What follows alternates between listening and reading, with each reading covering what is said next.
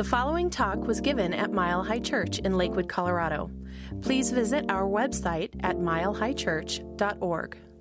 We're beginning today our Spring Renewal Program. It's an annual 4-part series that's all about our renewal, and it culminates on Easter Sunday.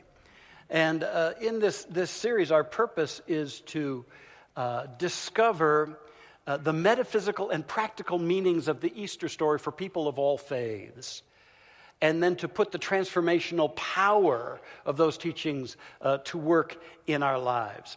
And along the way, I also pray that we arrive at a deeper understanding of the true message of that great master teacher, Jesus, and apart from the distortions and the superstition that abounds.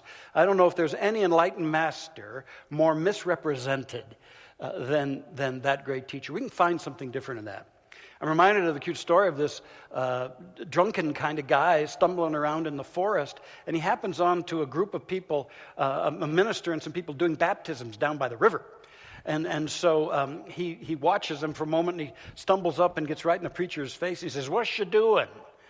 And the preacher, seeing the condition of the guy, says, "Sir, have you found Jesus yet?" And he says, "Well, no, I haven't."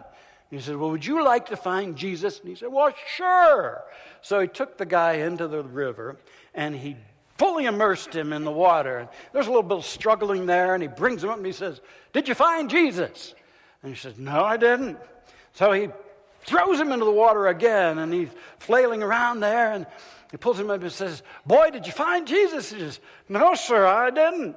So a third time, he dunks him in there, and he holds him down a long time this time, and there's massive flailing of arms and legs, and finally he pulls him out, and he says, "Boy, did you find Jesus now?"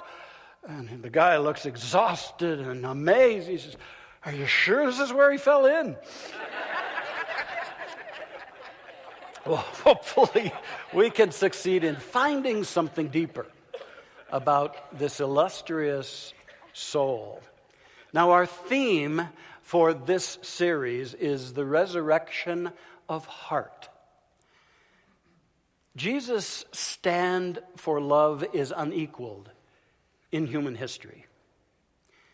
He oozed unconditional love. And he gathered around him the discarded, the discouraged. He gathered around him the forlorn and the forgotten. And he loved them. And so many of them were healed. And he had a simple but elegant message. He simply said, you can take all of the laws and the rules you were taught, and you can set them aside and just do this. Love God with everything in you, and love your neighbor as yourself. You will fulfill all of these laws and rules if you can love in this way. And that's what he offered them. And so actually, that great master teacher was an emissary of heart. Absolutely an emissary of heart. And there are a whole lot of people caught up in the religion about Jesus. We're into the spirituality of Jesus.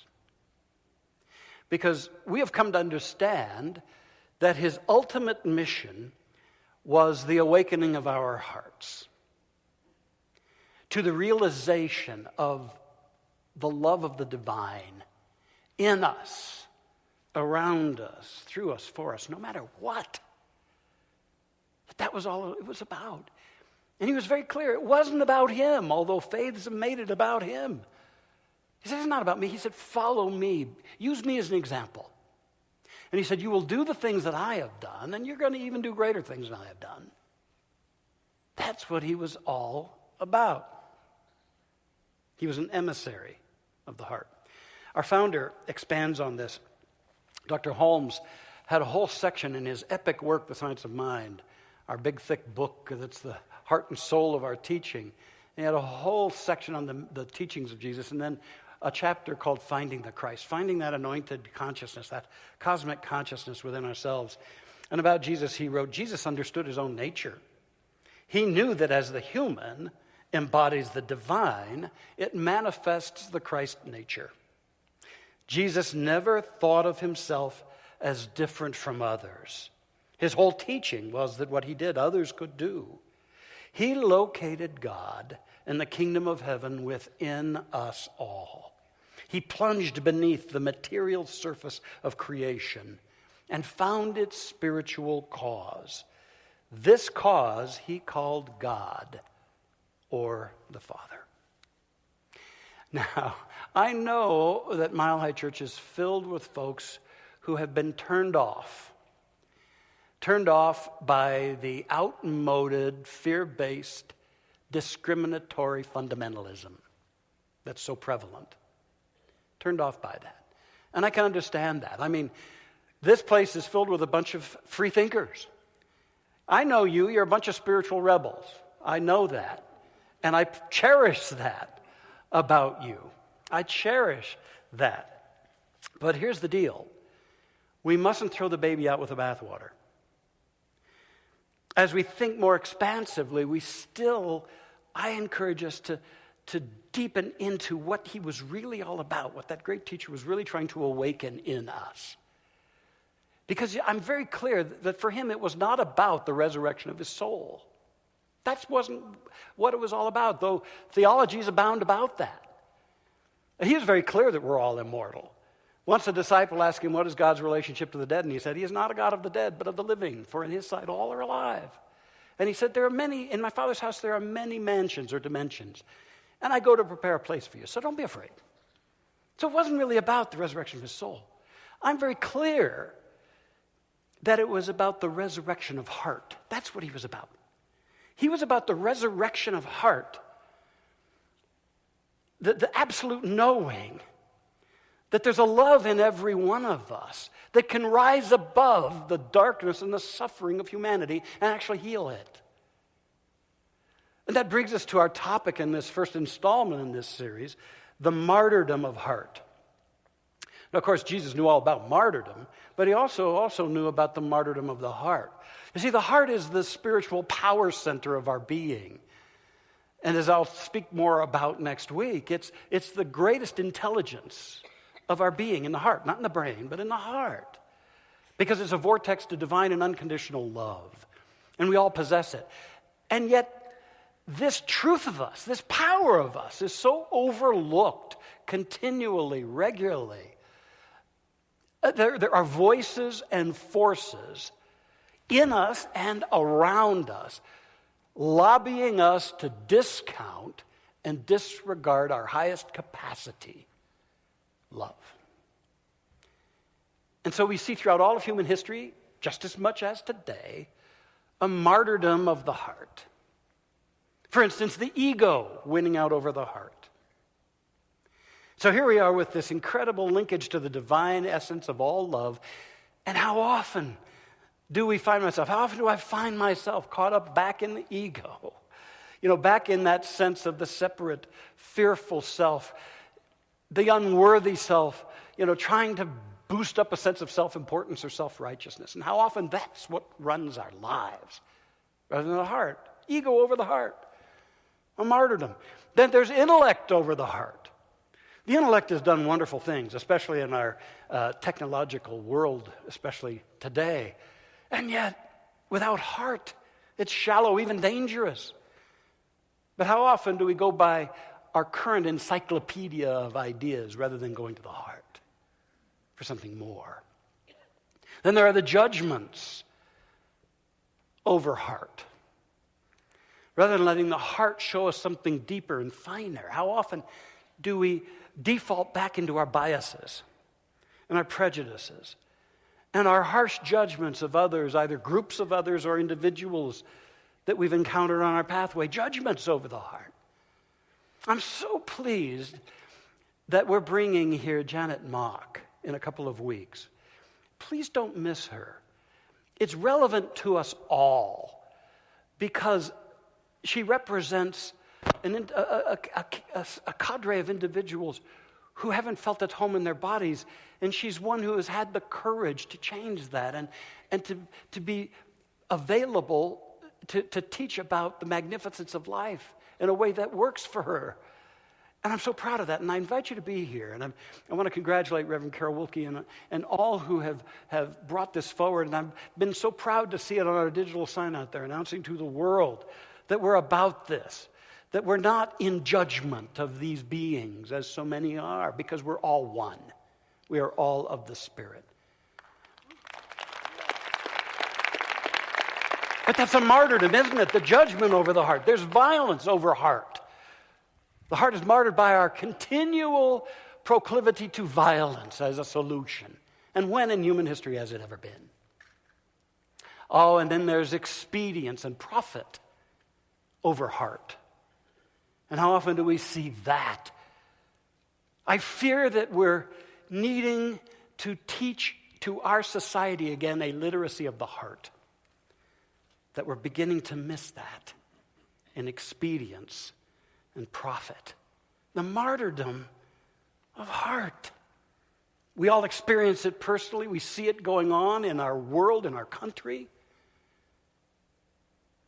And we need to be clear about that. Just as it was happening in that day of his, it's happening in ours. There's a time in his final days. Jesus had taken his ministry back into Jerusalem, the governmental and the spiritual capital of his day, to what he knew would be great threat to him, his demise. And it got heavy for him, and so in his final days, he found himself in the Garden of Gethsemane. And he was praying there to get centered back in this truth, knowing what he faced. And the multitude arrived in the garden to arrest him. And if you remember, Judas came over and kissed him to identify him, kissed him on the cheek. And then his followers rose up and said that they would fight for him. In fact, one of his followers took up a sword and cut the ear of the servant of the high priest. And with that, Jesus sprung up and he said, "No more of this. No more of this." And he went over and he touched the ear of that servant and healed it. So, facing his own martyrdom, he intervenes on that violence and says, "No more of this." It's like he's trying to say to all of humanity, no more of this. And at this time of renewal of our spirits in the springtime, I'm wondering if we're willing to do some of the things he did in that moment. First of all, he drew a line. He drew a line and he said, "No more of this." And you know, there are times on our own particular journey when we too are called to draw a line in the sand, as it were, and to declare to ourselves, no more of this. No more of my self-limiting behavior, for instance, or no more of self-sabotage. No more of being imprisoned in something that doesn't work for me. No more of this. No more of denying taking the next steps in life, even when they're unknown or seem fearful. I deal with this. Do you deal with this? And at this Easter time, we get to say, no more of this. No more of this holding me back. No more of this self-limitation in my life. No more of allowing the martyrdom of my own heart in the way I live. No more of this. No more. And then if we do that in our individual lives, we can come together as a whole and we can proclaim to every one of us, we can be a united voice saying, no more of this, to the stuff that we see going on so much. No more of this, to the myth that our true security is found in the proliferation of assault weapons and the buildup of military might. No more of this. No more of systemic bias and systemic privilege and violence. No more of this. You know, no more of spiritual principles and religions being distorted for political advantage. No more of this. No more of the persecution of women and minorities and LGBTQ people. No more of this. No more of this to the heartless raping of our planet and its resources. No more of this to the widening gap between the wealthy and the poor in our world. Or the callous, heartless rejection of immigrants from other lands. No more of this. And no more of this to the damaging of the education and the welfare and the dreams of our children. We can come together from heart and say no more of this. It's drawing a line. And there comes a time where our hearts compel us to draw a line and to declare no more of that. If we'll do it personally, then we have the spiritual authority to do it collectively. And let us remember that that great teacher did something else. He drew a line, and he said no more of this. But then he also extended a healing hand. And that's our secondary calling, to draw a line and then extend a healing energy, extend a healing hand. Because that great teacher wanted to initiate us into the heart. He wanted to initiate us into the healing, co-creative capacities of the heart center within us all. Because he knew that would be the reformation, the healing of the world, so that we could build up a paradise upon this planet. So he said no more of this, and yet he exuded love. And so we get to ask ourselves, what's the healing hand that we can extend? There's a lot being written about and spoken about mindfulness in our world today. In fact, it's one of the things that I teach, one of the many techniques I teach in the meditation and prayer retreat. And I now have a sense that mindfulness, which is being fully present to whatever is, needs another ingredient, and that's compassion. And so now I'm kind of into heartfulness, which is mindfulness on steroids. You know, mindfulness with heart, heartfulness. I think that's the healing hand. As we draw a line, we can start living heartfully. We can start expressing heartfulness. And I would call us to acts of heartfulness. And therefore, I want to leave you with today, and of course, as I tend to do, the letters of Acts can help you remember these. The first act of heartfulness is awakening. How powerful it is to awaken such that we use all of our life experiences well as teachers of love. All our experiences are teachers of love, and for us to be willing to look at those times when we martyr heart in our own lives and to awaken from that. I love the story that I've told long ago about an Italian family. And there was a 9-year-old boy named Roberto. He lived with his parents and with his grandfather. His grandfather was his mom's dad. And Roberto and his grandfather were extremely close. He loved his grandfather, and his grandfather loved him. And they would spend a lot of time together. And the grandfather would tell Roberto about the times he would climb trees and mountains and the adventures he would have. And their time together was magical. However, the grandfather did not get along so well with his own child, his daughter, and her husband. You see, his daughter had become a very picky housekeeper, and she was very concerned that the linens and everything in the house looked very beautiful. But inevitably, when they would gather for their family dinner, it became very stressed because the grandfather had the palsy, and his hands shook. And inevitably, he would spill coffee or something on the fresh linens, and this would aggravate his daughter to no end. In fact, at one point, the grandfather was sipping coffee, and he lost hold of the cup, and it shattered and got coffee everywhere. And his daughter flew into a rage. He said, "I can't trust you to be at this dinner table. I go to all of this trouble to put this together so beautifully, and look what you do. You're going to now eat in the kitchen." And so the grandfather was banished to the kitchen. And this grieved young Roberto so much that he'd gobble down his dinner as fast as possible and rush out into the kitchen to be with his beloved grandfather and to continue to share their stories. Well, one time, a little bit after that, the grandfather was eating his porridge, and he lost control of the bowl, and it shattered on the kitchen floor. And his daughter ran in there, and she was just livid. She said, I can't even trust you with my good china. This is ridiculous. From now on, you're eating with a wooden bowl. Well, in his culture, to eat out of a wooden bowl was a disgrace. A disgrace. And so there was a growing sadness in the grandfather's eyes. Well, Roberto still spent a lot of time with his grandfather. But that night, he snuck down and he got the pieces of the broken bowl, which had been swept into the fireplace in the kitchen. He got them, and he glued them carefully together, and then he took that repaired bowl, and he set it on his dresser in his room. And though he'd spend time with his grandfather, he actually spent a whole lot more time in his room as well, and began to be curious to his mother. And so at one point, she went and knocked on the door and came into the room, and she saw Roberto there, carving a wooden bowl to duplicate the broken china bowl that he had repaired. And this startled his mom. And she said, Roberto, are you carving a bowl for your grandfather to use? And Roberto paused and looked at his mother. And he says, no, mother, this bowl is not for Grandpa.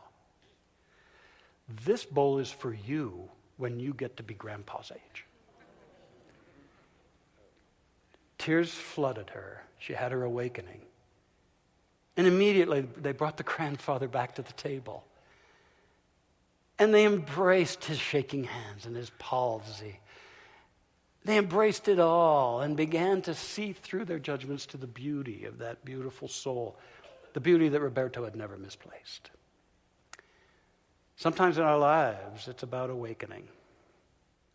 Carl Jung said, your vision will become clear only when you look into your heart.